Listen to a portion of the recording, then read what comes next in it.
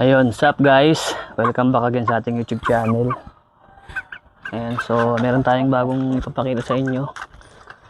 Bagong alaga natin dito sa ating manukan. Ayan nga pala yung dalawa kong white leghorn.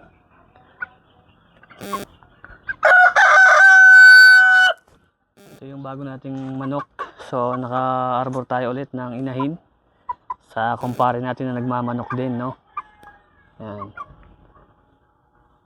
So dumalaga na siya, siguro 1 month or 2 months pa. Pwede na siyang i-breed. Mas malaki to sa dalawa nating inahin na binigay ng ating ninong. Ayan.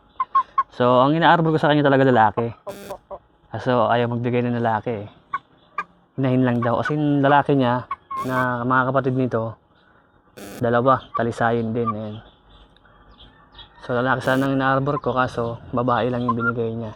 Siyempre mahirap nga naman magpalaki ng mga lalaki na manok, no? Tsaka yung babae kasi kadalasan, kung hindi kinakatay, binibenta lang yan, no? So Tagalogin, yan, usual. Pero ang ganda ng kulay niya, gusto ko yung kulay niya. Talisayin. So meron na tayong pula, talisayin, ayan. Excited na ako sa kalalabasan ng kanilang breeding, no, kapag nag-breed na tayo, no. So hingi lang ako ng mga tips sa mga nagmamanok diyan, kung ano yung mga dapat gawin bago mag-breed. Kung dapat bang magpurga muna ng manok bago i-breed. So dito kay i-breed to kay Bongbong.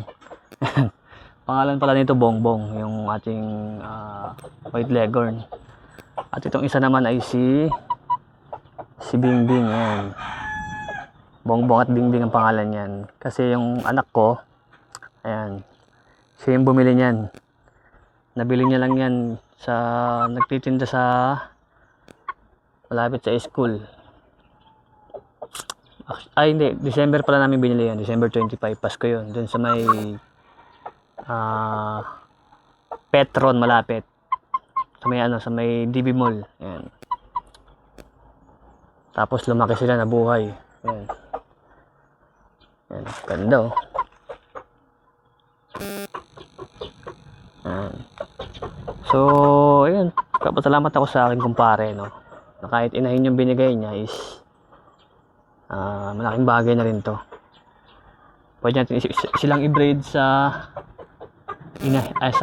roster natin na white leghorn, no.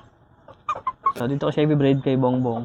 Tapos yung dalawang inahin na maliliit pa pag lumaki, dito ko siya i-breed kay Bingbing. Ayan. So ayan, kung bago pa lang kayo sa aking YouTube channel, don't forget to like and subscribe. Huwag kalimutan mag-comment kung taga saan ka para malaman ko kung hanggang saan umabot ang video na ito. So yun lang guys. Thank you for watching. Bye bye.